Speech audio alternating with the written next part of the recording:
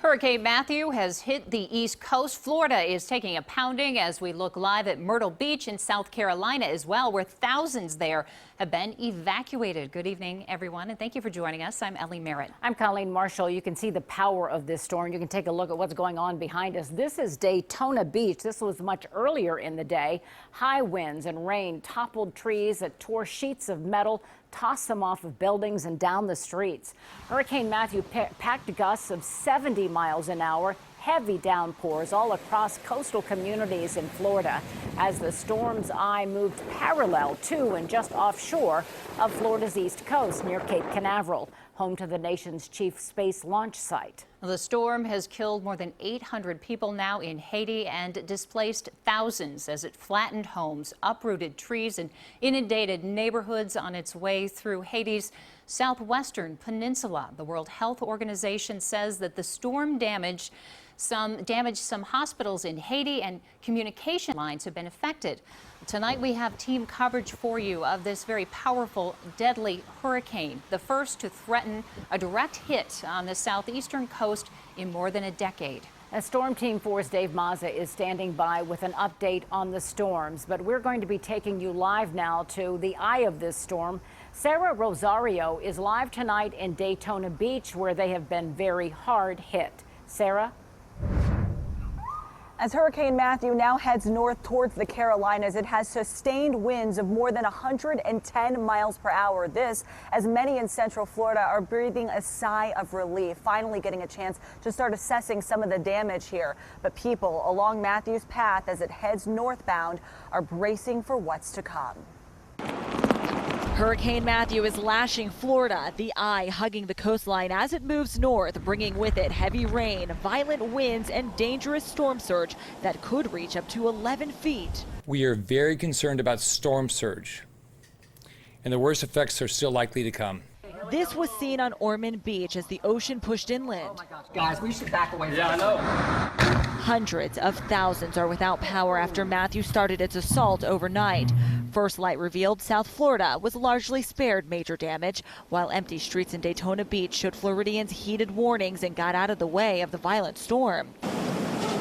Now a Category 3 with sustained winds of 120 miles per hour, the storm is far from letting up as it pummels the northern part of Florida before starting its march up the coast. We're still on the front end of this hurricane. We're not on the back end, so we don't know how bad the damage could end up. Georgia and South Carolina are now bracing for the impact, with landfall near Charleston a real possibility. Our barrier islands, it's the biggest concern we have right now, is the fact that we need people to move. More than 300,000 South Carolinians have moved inland. The governor warning those who did not evacuate, time is running out. At that point, it will start to be too late for anyone to evacuate, so we would still encourage all of you to take shelter somewhere above ground. This is going to hurt. Millions of people still in the path of the storm as Matthew churns in the Atlantic. And while we talk about assessing the damage across Central Florida, here in Daytona Beach, that includes some of the things like what we're seeing behind me, roof blown off of a building here and some flooding in low-lying areas. Reporting live in Daytona Beach, Sarah Rosario, back to you. Well, Sarah, thank you. And Dave Mazza is tracking the path for us. Florida took the big hit and is right now Jacksonville, but it is heading north right there. You know, you think about, you guys mentioned earlier about Cape Canaveral. Imagine this. There is a $1.4 billion weather satellite less than a month from launch sitting out there at Cape Canaveral. Almost got hit in that direct hit from this storm last night. So amazing how Mother Nature works. And now she is pushing a ton of this water inland in towards the Jacksonville, Florida area and up towards the Georgia coast around Savannah as well. You can see, in fact, wave heights this afternoon have been anywhere from about 15 to 17 feet in spots and getting higher than that.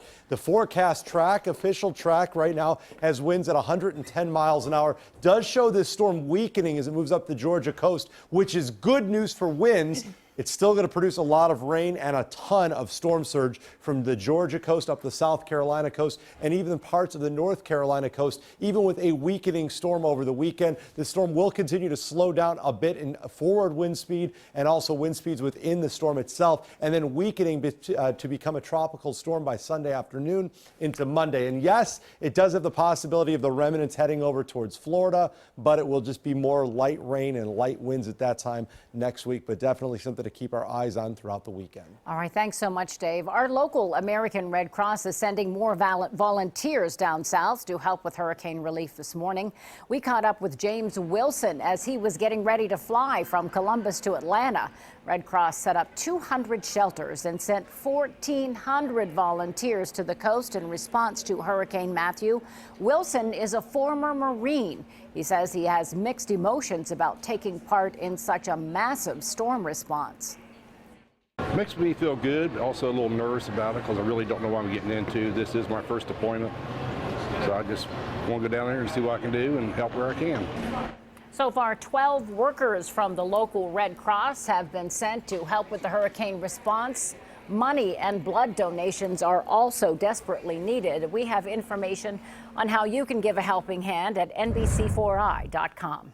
And we'll have continuing coverage of Hurricane Matthew here on NBC4 as the storm progresses. Coming up at 6:15, we'll have another live report from Florida.